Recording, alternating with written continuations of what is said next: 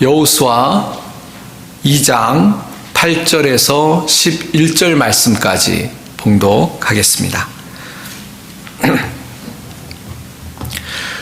또 그들이 눕기 전에 라합이 지붕에 올라가서 그들에게 이르러 말하되 여호와께서 이 땅을 너희에게 주신 줄을 내가 아노라. 우리가 너희를 심히 두려워하고 이 땅 주민들이 다 너희 앞에서 간담이 녹나니 이는 너희가 애굽에서 나올 때에 여호와께서 너희 앞에서 홍해 물을 마르게 하신 일과 너희가 요단 저쪽에 있는 아모리 사람의 두 왕 시온과 옥에게 행한 일 곧 그들을 전멸시킨 일을 우리가 들었음이니라.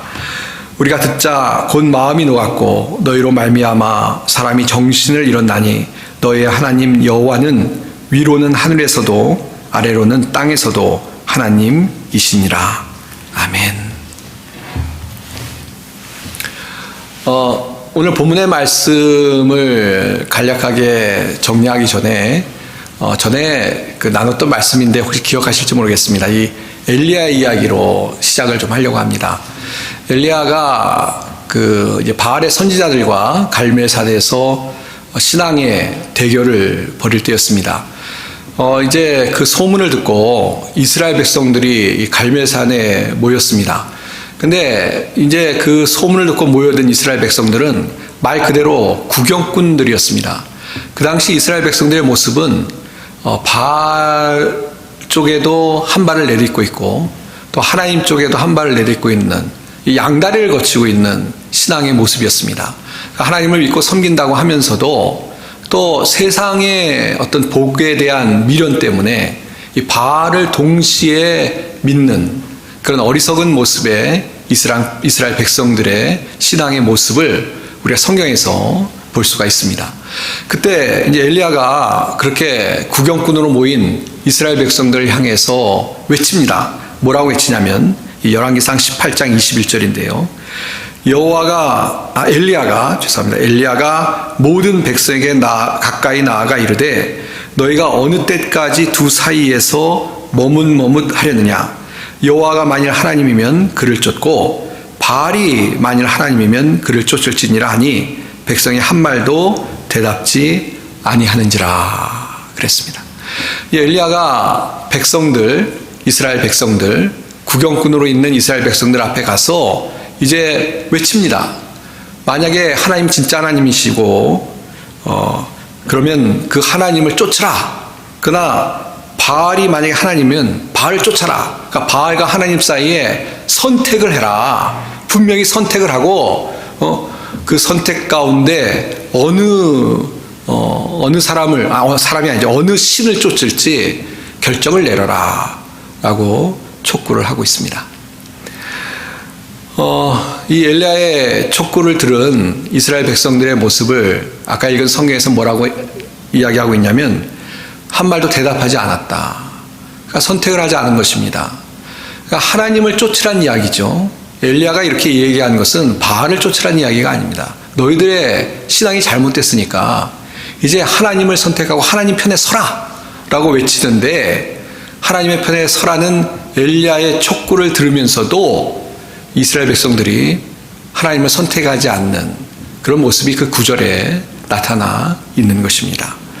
사실 이런 엘리야의 촉구, 선택을 하라는 그런 하나님의 어떤 사자의 그 말씀은 오늘날도 우리에게 역시 쟁쟁하게 들리는 하나님의 말씀인 줄 압니다.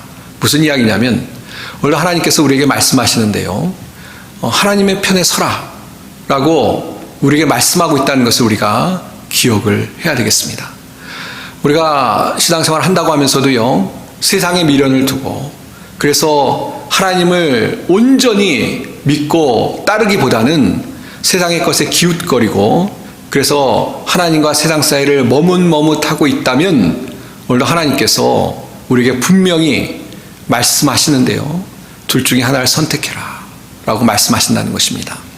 물론 하나님께서 둘 중에 하나를 선택하라는 것은 하나님을 선택해라 라는 간절한 마음이 담겨 있는 우리를 향한 말씀인 줄 믿습니다. 사랑하는 성도 여러분, 여러분의 신앙의 모습은 어떻습니까? 정말 하나님을 분명히 믿고 하나님 편에 서서 하나님의 뜻을 이루고 하나님을 위해서 살아가는 그런 신앙의 모습으로 살아가고 계십니까? 아니면 이 엘리야 당시에 이스라엘 백성처럼 하나님을 믿는다고 하면서도 아직도 양쪽을 머뭇머뭇하면서 어떤 때는 하나님을 믿는 것 같지만 그러나 어떨 때는 세상의 미련을 떨치지 못하고 살아가는 그런 신앙의 모습으로 살아가고 있는 것은 아닌지 우리 자신을 각자 돌아보았으면 좋겠습니다. 로마서 12장 2절 말씀을 어제 새벽 기도의 시간에 묵상을 했는데요. 이런 말씀입니다. 너희는 이 세대를 본받지 말고 오직 마음을 새롭게 함으로 변화를 받아 하나님의 선하시고 기뻐하시고 온전하신 뜻이 무엇인지 분별하도록 하라. 여기 보면 아까 바알과 하나님을 이렇게 딱 두 쪽으로 나눠서 양편으로 이야기하고 있는데 이 로마서 12장 2절도 쉽게 우리가 이해한다면 이 세상이라는 것은 물론 세상의 가치관이나 또 세상의 어떤 욕망, 또 하나님과 반대되는 것을 이야기하는 것이죠. 그것과 하나님의 뜻을 서로 대비하고 있는 것을 볼 수가 있습니다. 그러면서 역시 로마서 12장 2절도 하나님의 뜻을 분별해서 그 하나님의 뜻이라는 것은 선하시고 기뻐하시고 온전하신 그런 뜻인데요. 그것을 분별해서 그 하나님 뜻대로 살아라 라는 뜻이 이 구절에 담겨 있는 것입니다.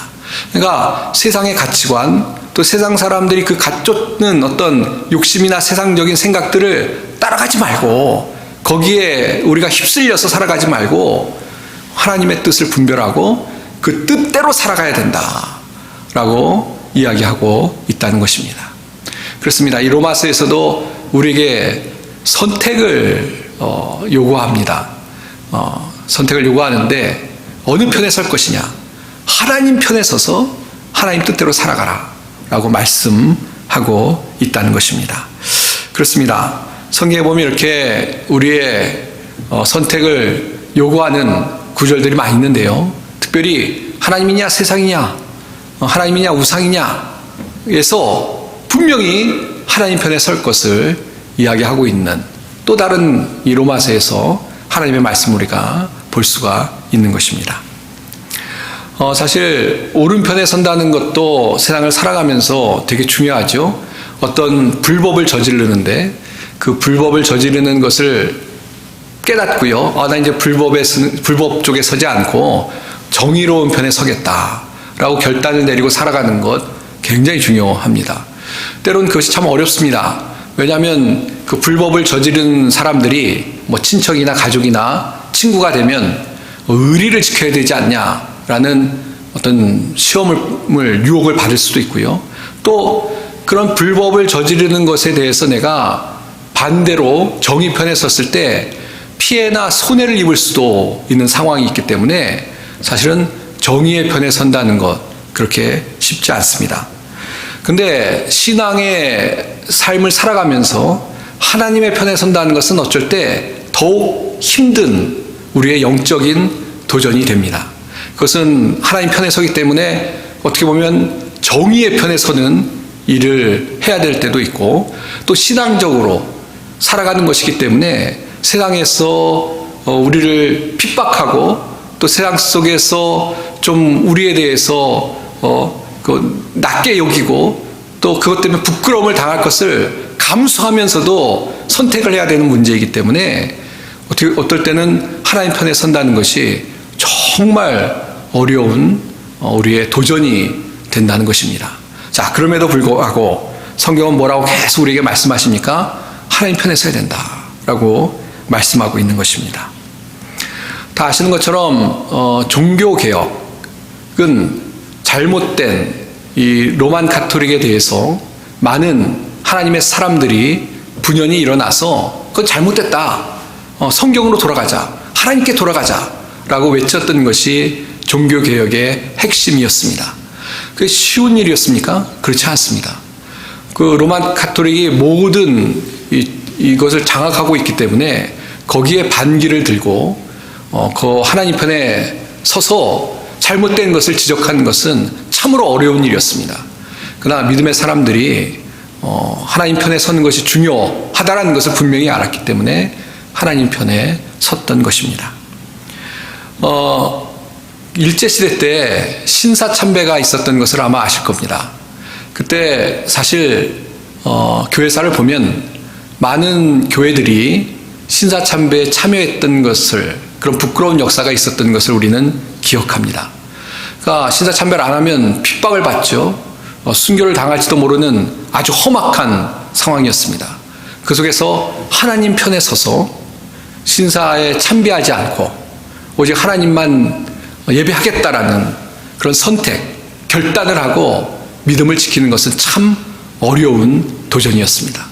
그러나 우리가 잘 아는 것처럼 이 많은 주기철 목사님을 포함해서 많은 분들이 하나님 편에 서서 또 순교를 각오하고 신사 참배를 하지 않았던 그런 역사적인 것들을 우리가 기억을 합니다. 참 우리가 신앙생활 하면서 이런 하나님 편에 서는 것이 우리에게 어려운 순간이라도 하나님 편에 서는 것이 중요하다, 또 하나님 편에 서야 된다라는 도전을 주는 교회사에 나타나는 중요한 교훈이라는 생각을 해봅니다. 이런 이야기를 들은 적이 있습니다. 어떤 저희 기독교에서 볼 때 2단 신학교인데요. 2단 학교인데요. 학교가 2단에서 하는 학교지만 제법 좋은 학교이기 때문에 많은 학생들이 그 학교에서 공부하기를 원하는 그런 학교가 있습니다. 특히 한국에서 온 유학생들도 그 학교에 입학을 해서 공부하는 공부를 하는데요. 근데 그 학교가 거기에 속해 있는 학교이기 때문에, 그러니까 우리 표현대로 하자면 교단 학교 이렇게 이야기할 수 있겠죠. 그래서 거기에 속한 사람들에게, 학생들에게 이 등록금 혜택을 준다는 이야기를 들었습니다. 그러니까 아주 파격적으로 등록금을 싸게 해주는 것이죠. 자기들 거기에 속해 있기 때문에 그런 혜택을 주는 것입니다. 그래서 실제로 한국 학생들도 유학을 와서 전에는 무교였는데 거기에 가입해서 그러면 이제 등록금 혜택을 받으니까요, 공부하는 학생들이 있다는 이야기를 들었습니다. 근데 거기까지도, 그것도 우리로서는 마음 편한 일이 아니죠.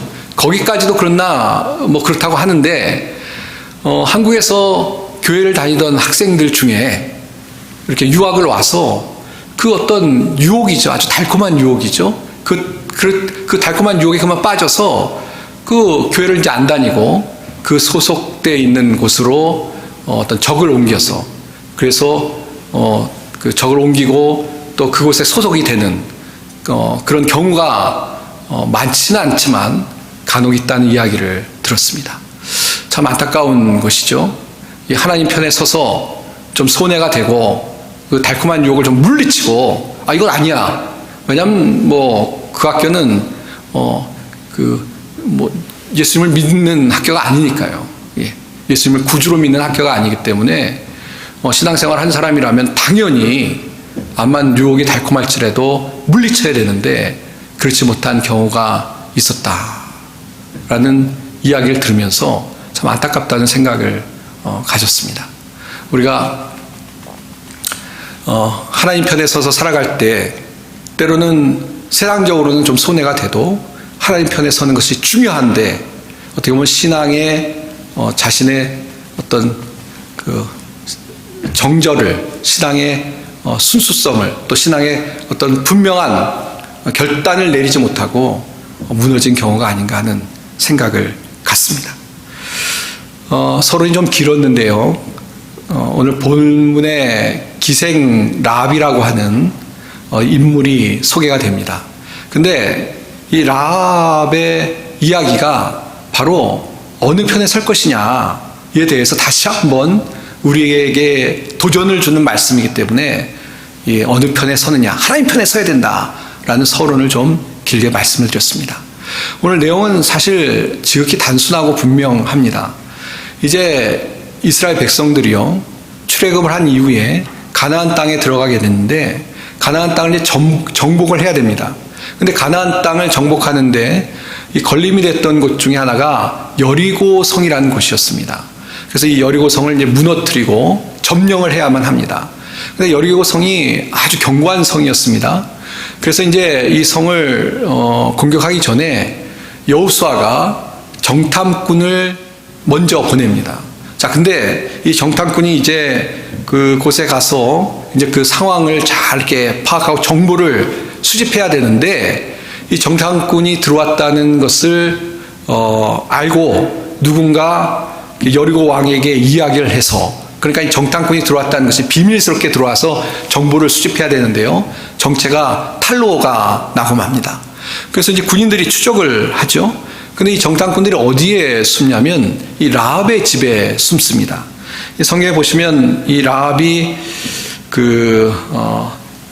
어떤 여관과 같은 것을 운영한 것으로 볼 수가 있습니다.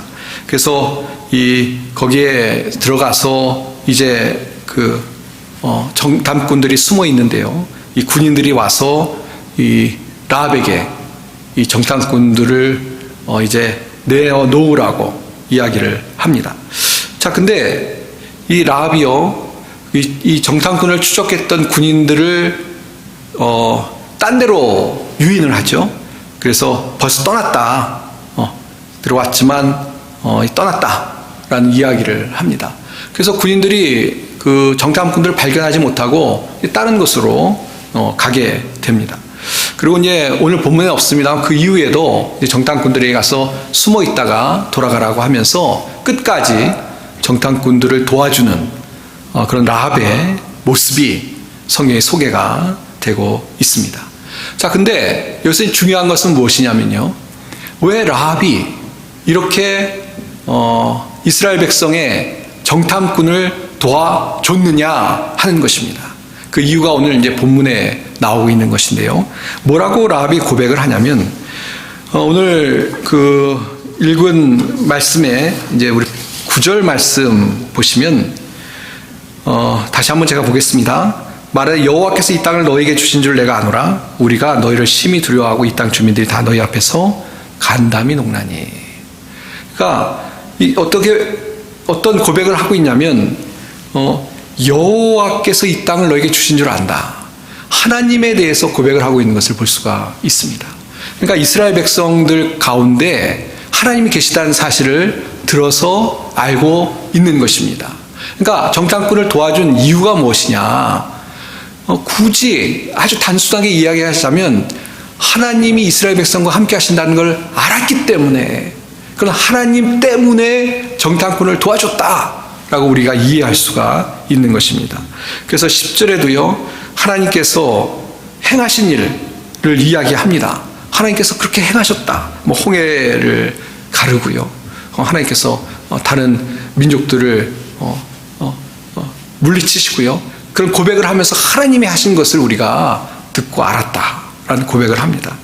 그러면서 이제 11절인데요, 너희의 하나님 여호와는 위로는 하늘에서도 아래로는 땅에서도 하나님이시니라 라고 하면서 하나님이 어떤 분이신지 이 라합이 알고 있었던 것이고요, 또 그것을 신앙을 고백하고 있는 그런 모습을 우리가 볼 수가 있다는 것입니다.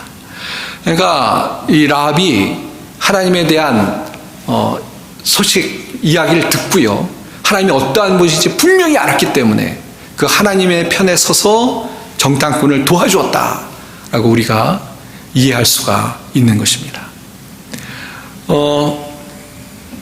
사실 이 정탐꾼을 도와주는 것이 쉬운 일은 아니었을 겁니다. 이 적을 도와줬다는 것이 발각이 되면 죽을 수도 있는 것이죠.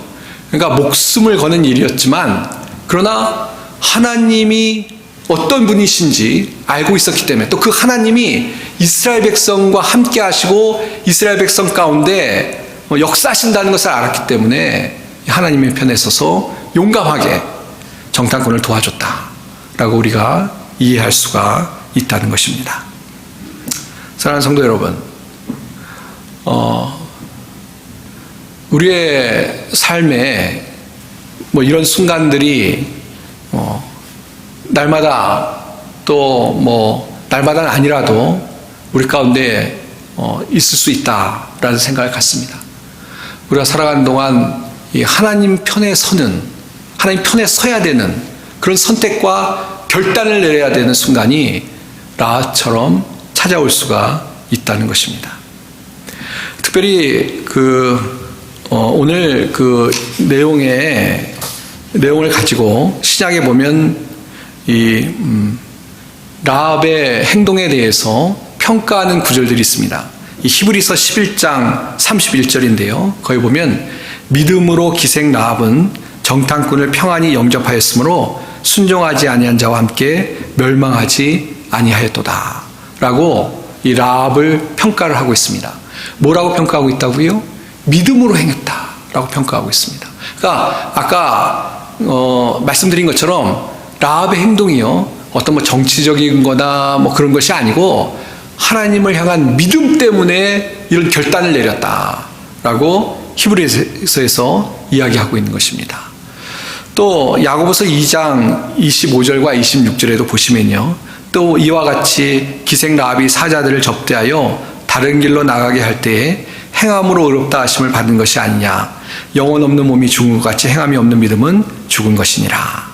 야고보서는 잘 아는 것처럼 믿음이라는 것은, 참 믿음이라는 것은 행함이 따르는 것이다.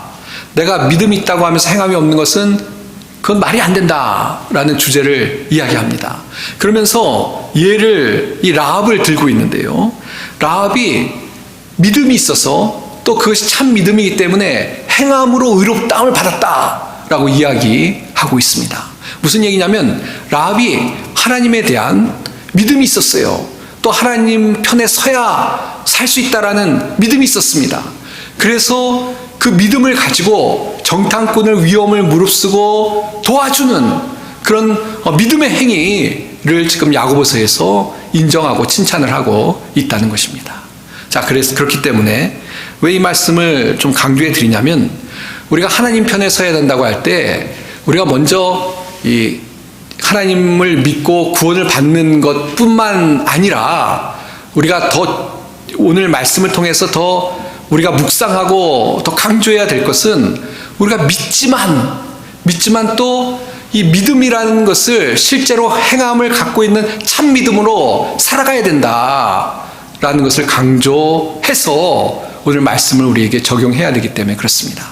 무슨 이야기냐면, 구원을 얻기에 하나님 편에 서는 건 당연하죠. 뭐 예수 그리스도를 안 믿으면 구원을 얻을 수 없으니까요.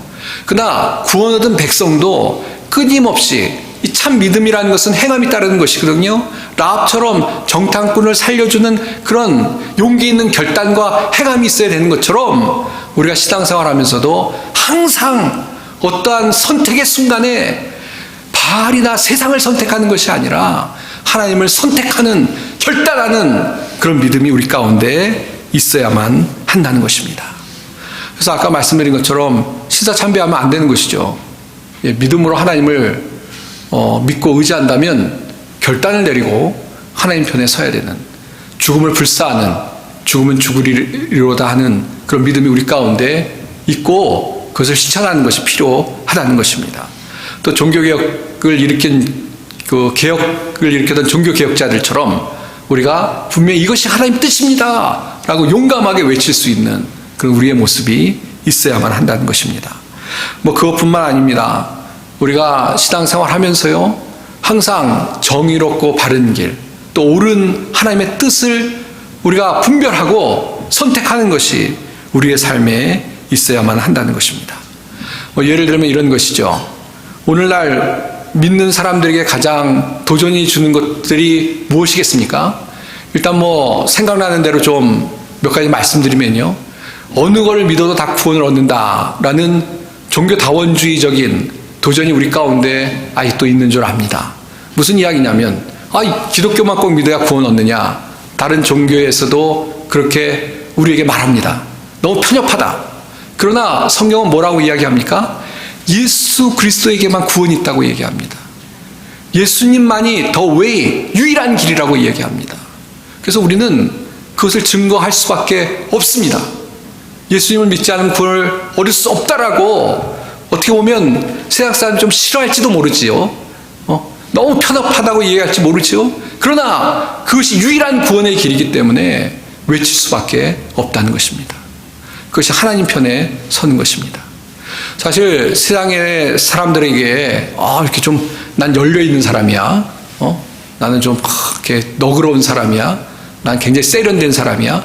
라는 인식을 받으려면 예수님만 구원의 길이라고 외치던 것은 좀 세상 사람들에게 돌맞을 일일지 모르겠습니다. 그러나 그럼에도 불구하고 우리가 하나님 편에 서서 예수 그리스도를 증거하는 것이 우리의 사명인 줄 믿습니다. 하나님 편에 서야 된다는 것이죠. 또 요즘 세상은 물질주의 세상인 것이 틀림없습니다. 모든 것들을 다 물질로 등급을 매기고 돈 있는 사람이 대우받고 또 인생의 목적을 돈 버는데 정하고 살아가는 그런 젊은 사람들 너무나 우리 주변에 흔하게 볼 수 있습니다. 자, 그러나 성경은 뭐라고 얘기합니까? 세상의 어떤 욕심이나 세상의 물질보다 더 중요한 게 있는데요. 그것은 하나님 아버지를 믿고 섬기는 것이다 라고 분명히 이야기합니다. 그리고 이 땅을 살아가는 동안 그런 욕심을 채우려고 살아가는 것이 아니라 하나님의 뜻을 이루고 하나님의 말씀대로 섬기고 나누고 또 성경에 있는 것처럼 주는 자가 복되다고 말하지 않습니까? 오히려 우리를 미랄이 되어서 섬기는 그런 삶을 살아가는 것이 더 하나님 앞에 귀하고 또 하나님의 길이다 라고 분명히 이야기합니다. 그래서 이런 것들을 외치는 것이 세상적으로는 참 모자른 것 같지만 그러나 하나님의 편에 서는 것 아니겠습니까? 우리가 어느 편에 서야 되느냐 할 때 이런 도전들이 올 때 그런 어떤 세상적이고 인간적이고 그 편에 서는 것이 아니라 하나님의 뜻이 무엇인지 어디가 하나님 편인지 분별하고 설 수 있는 그런 믿음의 사람들이 다 돼야 될 줄 믿습니다. 어저께 어느 패스트푸드 식당에 갔습니다. 근데 그 식당은 주일에 문을 열지 않습니다.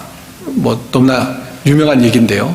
근데 어저께 이렇게 밥을 먹으면서 이게 쉬운 일 같아도 대단한 일이다라는 생각이 들었습니다. 다 공감하실 텐데요.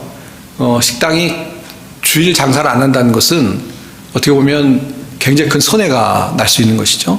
그러나 그런 어떤 하나님의 이게 뜻이다라는 생각을 가지고 식당이 주일에 문을 열지 않습니다. 그러니까 하나님 편에 서겠다는 것이죠. 저는 이것이 우리 모두에게 어떻게 보면 이 어떤 주일에 문을 여느냐 안 여느냐를 떠나서 우리 모두에게 적용될 수 있는 도전이고 또 우리가 어떤 선택을 해야 되는 그런 예 중에 하나라고 생각합니다. 어느 분 경우에는 내가 어떤 사람에게 상처를 입었는데 내가 이 상처를 갚아줘야지 라는 마음을 갖고 실제로 똑같이 행동한다면 그건 하나님 편에 서는 것이 아니고 세상 편에 서는 것이죠. 세상 사람들은 받은 만큼 줘 라고 얘기할지 모르지만 하나님 그렇게 말씀하시지 않지 않습니까? 그러니까 하나님 편에 서는 것은 하나님처럼 온유하고 겸손하게 행동하는 것.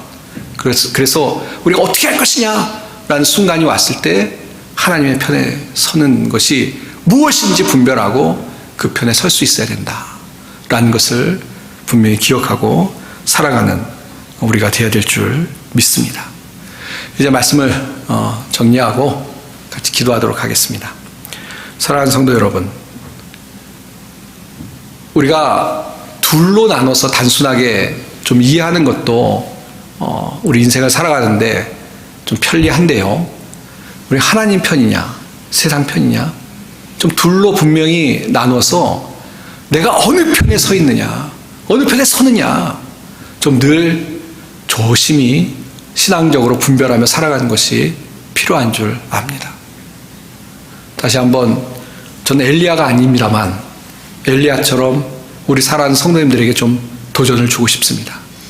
날마다 매 순간마다 어떤 선택의 순간에 하나님 편에 서십니까? 하나님 뜻대로 살려고 하십니까? 하나님 뜻을 이루려고 때로는 희생이 따르고 손해가 따르고 불편함이 따라도 하나님의 편에 서는 일에 기쁨으로 참여하고 계신지 우리 각자를 좀 돌아보기를 원합니다. 이번 한 주간 살아가는 동안에도 하나님 편에 서십시오. 또 이렇게 하나님 편에 서라고 말씀드릴 수 있는 것은 무엇이냐면, 우리 이 라합의 경우를 보시면요, 결국 그 결론이 어떻게 되냐면, 라합과 그 가족들이 다 그 여리고성이 무너질 때 다 살아납니다. 생명을 구하게 됩니다. 그뿐만 아니라 정말 놀라운 일이 벌어지는데요, 이 마태복음 1장에 보시면 다윗의 족보가 나오는데, 다윗의 위에 그 라합이 보아스를 낳고, 보아스가 오벳을 낳고, 오벳이 이새를 낳고, 이새가 다윗을 낳는, 다윗의 조상이 된다는, 조상이 된 것을 우리가 말씀을 통해서 볼 수가 있습니다. 무슨 이야기입니까? 라합은요, 이방인이었습니다. 그리고 우리가 아는 것처럼 어떻게 보면 아주 이 밑에 어떤 이렇게 천민에 속하는 사람들에게 무시를 당하는 사람이었습니다. 그러나 하나님 편에 섰을 때 결국 다윗이 왕이 되죠. 왕의 조상이 되는 은혜를 얻었다는 것입니다. 그것뿐만 아닙니다. 더 중요한 건데요, 다윗의 족보가 왜 마태복음에 나왔습니까? 거기에 예수 그리스도가 태어나기 때문에 그렇습니다. 그러니까 다른 말로 하면, 라합이 하나님 앞에서 하나님 편에 섰을 때, 목숨을 걸고 하나님 편에 섰을 때 예수 그리스도의 조상이 되었다는 것입니다. 그래서 이 마태복음 읽을 때마다 라합의 이름을 우리가 만날 수 있게 되는 그런 놀라운 인생이 바뀌고, 인생이 바뀌어도 엄청나게 바뀐 것이죠. 하나님의 은혜를 입었다는 것입니다. 사랑하는 성도 여러분, 하나님 편에 우리가 섰을 때 하나님께서 우리에게 이와 같은 놀라운 은혜를 주실 줄 믿습니다. 예, 하나님 편에 서십시오. 그것이 진정한 축복과 은혜를 얻는 길임을 기억하시고, 날마다 하나님의 편에 서서 하나님의 뜻을 이룰 수 있는 우리 모든 성도님들이 다 되시기를 주님의 이름으로 축원드립니다. 기도하겠습니다. 하나님 아버지, 은혜를 감사합니다. 우리가 세상을 살아가는 동안 결단을 내리고 선택해야 될 때가 있습니다.